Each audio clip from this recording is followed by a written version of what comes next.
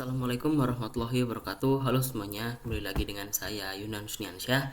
Di sini kita sudah sampai ke bab yang keempat, yaitu IP address dan subnetting pada bagian MTSNA. Nah, sekarang pada bab ini kita akan membahas materi tentang IP address dan subnetting. Yang pertama yaitu ada pengenalan IP address dan subnetting. Yang kedua ada IP public dan IP private. Yang ketiga ada classful dan classless addressing.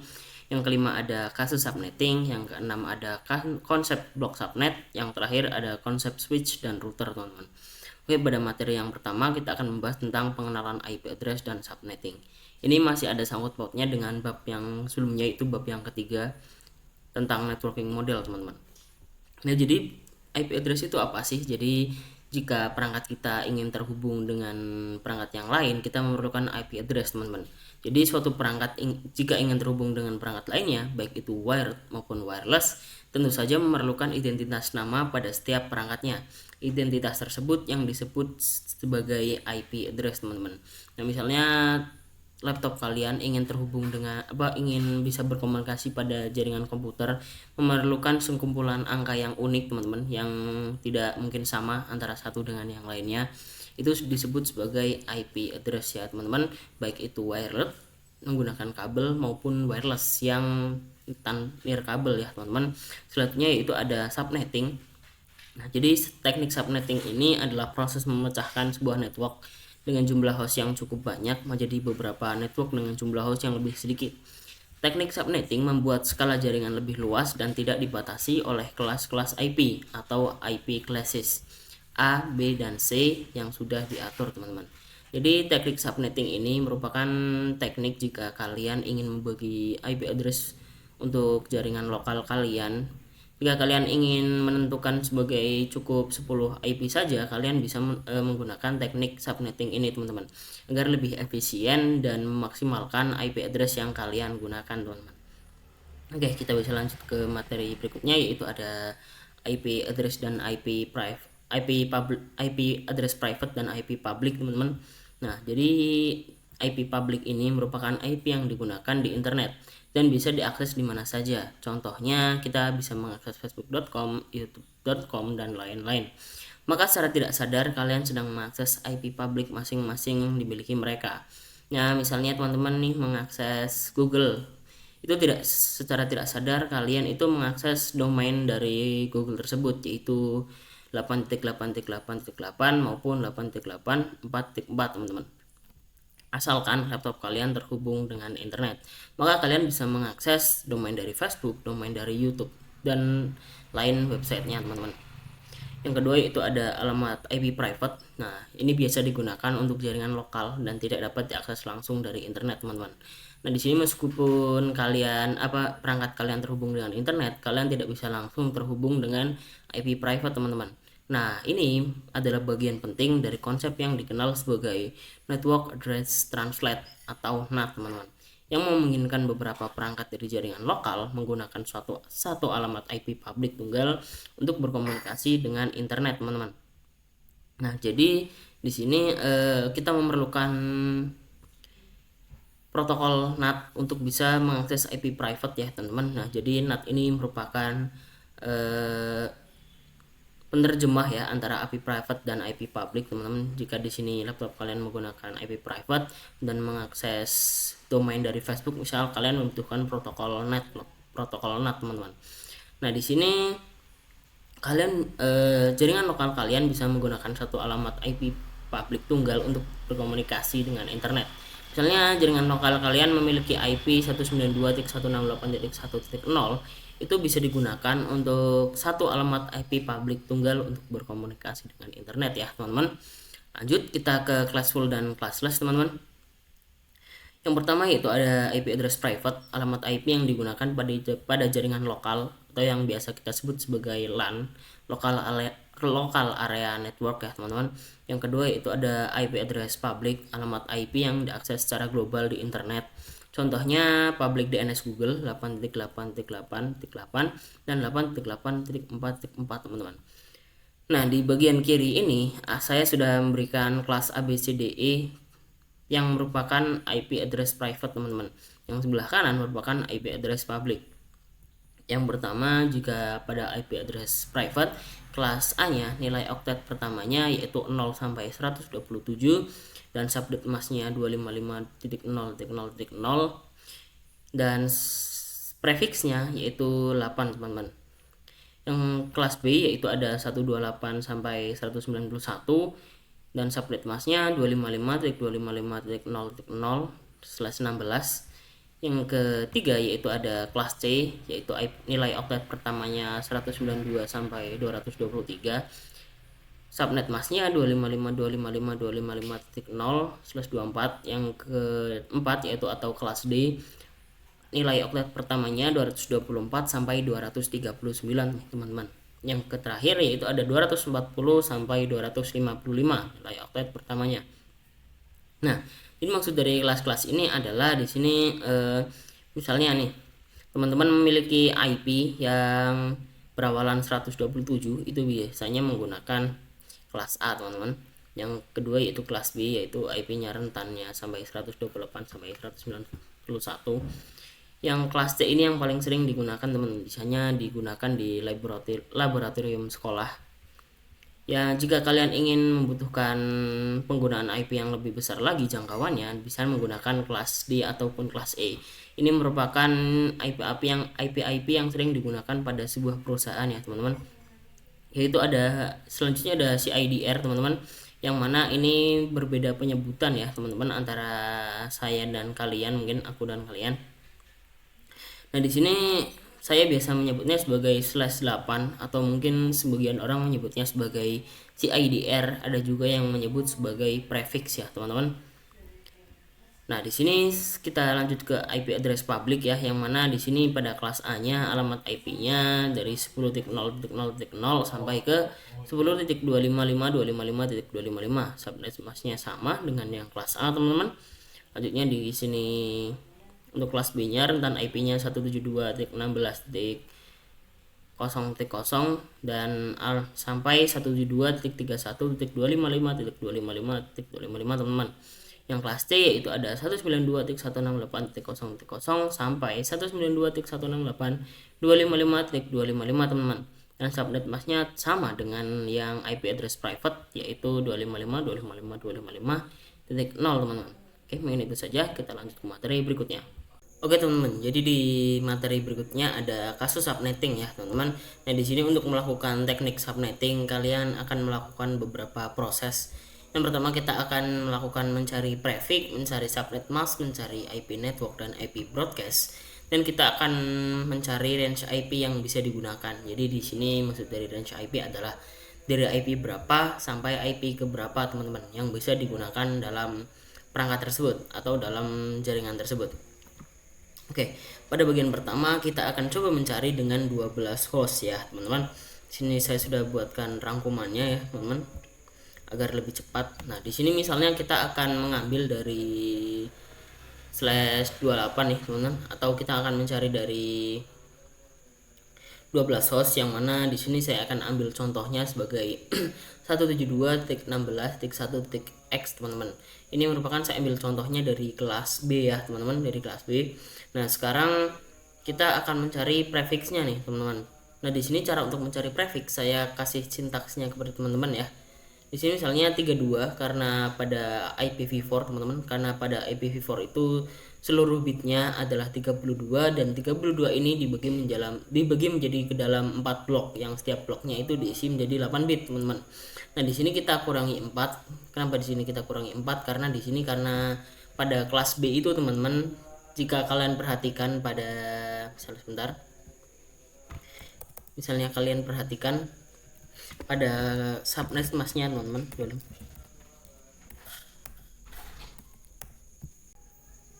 Oke, jadi di sini subnet mask dari kelas B adalah 255.255.0.0, yang mana jika kita kita terapkan dalam sistem bit beraka menjadi 8.8.0.0 nih, teman-teman. Nah, jadi seperti ini. Nah, maka nanti kita akan mencari 8 tambah 8 kan sama dengan 16 nih, teman. Maka kita akan mencari 2 pangkat berapa yang hasilnya 16. Nah, yang pangkatnya 2 pangkat 4 itu merupakan 16 ya teman-teman, maka di sini prefixnya 32 dikurangi 4, kita ambil pangkatnya saja yaitu 4. Nah, sama dengan 28 nih teman-teman. Nah, rumus dari mencari subnet mask itu 256 jumlah keseluruhan IP yang bisa digunakan pada IPv4 ya teman-teman, dikurangi 16 2 pangkat 4 tadi sama dengan 240. Maka subnet masknya adalah 255.255.255.240 nih teman-teman. Nah, oke, jadi untuk IP networknya sekarang misalnya di sini kita 0 ya teman-teman. Kita bagi menjadi 4 blok nih, 4 blok. 0 kemudian 16 ditambah dengan 16 lagi 32 ditambah dengan 32 ditambah 16 merupakan 48 ya teman-teman. Nah, di sini selanjutnya ini kan tadi kita sudah mencari IP networknya. Sekarang kita tentukan IP broadcastnya ya teman-teman, yang mana di sini 15 teman-teman, karena 16 dikurangi 1. Jika mencari IP broadcast, kalian tinggal kurangi 1 saja di setiap blok pada IP networknya ya teman-teman. Nah, sekarang di sini 31 karena 32 dikurangi 1 merupakan 31. Dan sekarang selanjutnya ada 43 ya teman-teman. Di sini 47 karena 48 dikurang 1 merupakan 47. Selanjutnya ada 63 ya teman-teman. Jadi maka jika kita bisa simpulkan, maka IP network dari 12 host ini misalnya 172.16.1.0. Nah, di sini kita mengambil dari blok pertamanya ya teman-teman, dari blok pertamanya. Nah, sedangkan IP broadcastnya 172.16.1.15 teman-teman. Kenapa? Karena di sini 16 pada blok keduanya, 16 dikurangi 1 sama dengan 15 ya teman-teman. Jadi IP yang bisa digunakan adalah 172.16.1.1 sampai 172.16.1.14 teman-teman. Karena yang kita mulai merupakan dari 0 bukan dari 1. Nah, di sini 0 kita sudah pakai untuk menjadi IP network dan 15 kita sudah pakai menjadi IP broadcast. Nah, totalnya adalah 14 nih teman-teman. Selanjutnya kita lanjut ke 60 host nih teman-teman. Nah, di sini jika kita 60 host, saya akan mengambil contoh 10.1.1.x teman-teman. Di sini rumus untuk mencari prefixnya sama keseluruhan yaitu 32 bit ya teman-teman, dikurang 6. Kenapa dikurang 6? Karena 2 pangkat 6 itu 64, mendekati dari 60 host ini teman-teman. Jadi di sini 32 dikurangi 6 sama dengan 26 ya teman-teman. Jadi subnet masknya 256 dikurangi 64 sama dengan 192. Jadi subnet masknya bisa kita simpulkan 255.255.255.192. Ini merupakan subnet mask dari /26 ya teman-teman. Nah, jika kita cari IP networknya, kita mulai dari 64 nih teman. Kita mulai dari 64 ya. Ini di sini 64. Kita mulai dari 64 ditambah 64 128 dan 128 ditambah 64 sama dengan 192 nih teman-teman. Oke, dan untuk IP broadcastnya, sebelumnya kan IP network, sekarang IP broadcastnya 64 dikurangi 163, 128 dikurangi 127 dan 192 dikurangi 1 adalah 191 teman-teman. Jadi bisa kita simpulkan IP network dari 10.1.1.x ini adalah 10.1.1.64. Ini yang digunakan sebagai IP networknya. Sedangkan yang IP broadcast 10.1.1.127 teman-teman. Dan untuk range IP yang bisa digunakan adalah 10.1.1.65 karena di sini 64-nya sudah kita gunakan sebagai IP network, sampai 10.1.1.126 karena 127 ini kita gunakan sebagai IP broadcast. Dan total IP yang bisa digunakan adalah 62 nih teman-teman. Selanjutnya ada 100 host teman-teman. 100 host di sini ya. Kita akan mengambil contoh IP 192.16.1.x teman-teman. Dan di sini 32 dikurangi 7. Kenapa? Karena di sini 2 pangkat 7 yang mendekati 100 host teman-teman, yaitu 128 ya. 32 kurangi 7 sama dengan 25 nih teman-teman. Berarti ini kita menggunakan /25 ya. Nah, di sini subnet masknya 256 dikurangi 128 sama dengan 128, maka subnet masknya untuk /25 255.255.128 teman-teman. Dan untuk IP networknya di sini kita mulai dari 128, maka 0 128 256. Nah, sedangkan untuk IP broadcastnya adalah 128 dikurangi 1 yaitu 127, dan 256 dikurangi 1 yaitu 255, teman-teman. Yang selanjutnya kita akan mencari IP networknya, teman, yaitu 192.168.1.128. Ini kita gunakan sebagai IP network dari 192.16.1.x. Tentunya yaitu ada IP broadcastnya yaitu 192.168.1.255. Kita gunakan sebagai IP broadcast. Selanjutnya pada range IP yang bisa digunakan adalah 192.168.1.129 sampai 192.168.1.154, teman-teman. Jadi totalnya adalah 126. Nah, saya belum menjelaskan apa itu IP network, apa itu IP broadcast, dan apa itu prefix, apa itu subnet mask ya, teman-teman. Jadi prefix ini biasa digunakan oleh vendor MikroTik, teman-teman, dan sedangkan subnet mask ini digunakan untuk vendor Cisco ya, teman-teman.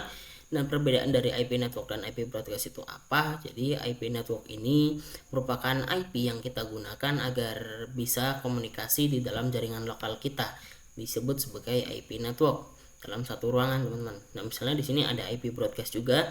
Nah, IP broadcast ini adalah IP yang kita gunakan untuk penghubung ya ke jalur komunikasi antara satu perangkat dengan perangkat lainnya. Dan di sini misalnya range ini maksudnya adalah dari IP berapa sampai ke IP berapa IP tersebut bisa digunakan ya, teman-teman. Oke, mungkin itu saja pada materi kasus subnetting. Kita lanjut ke materi berikutnya. Oke, teman-teman, kita lanjut ke materi berikutnya yaitu ada konsep blok subnet ya, teman-teman. Jadi di sini saya ibaratkan konsep blok subnet itu sebagai sebuah sekolahan, dan sekolahan tersebut memiliki di sini ada 1 2 3 4, dan sekolahan tersebut memiliki 4 lab komputer di dalamnya. Nah, maka jika kalian berada dalam lab 1 misal, dan kalian melakukan ping dengan sesama PC dari lab 1 tersebut, maka kalian bisa melakukan ping secara maksimal ya, teman-teman, atau bisa replay. Nah, sedangkan jika kita ingin ping ke dalam PC yang ada di lab 2 itu memerlukan bantuan ya, teman-teman, memerlukan bantuan seperti router, dan di sini perlu dikonfigurasi juga routernya nih, teman-teman. Nah, setiap blok subnet antara 0 sampai 15, 16 sampai 31, 32 sampai 47, 48 sampai 63 itu by default tidak bisa saling ping ya, teman-teman. Maka dari itu seperti yang saya bilang memerlukan sebuah router, teman-teman. Oke, kita lanjut ke materi berikutnya. Oke, di sini juga ada IPv4 delivery type ya, teman-teman.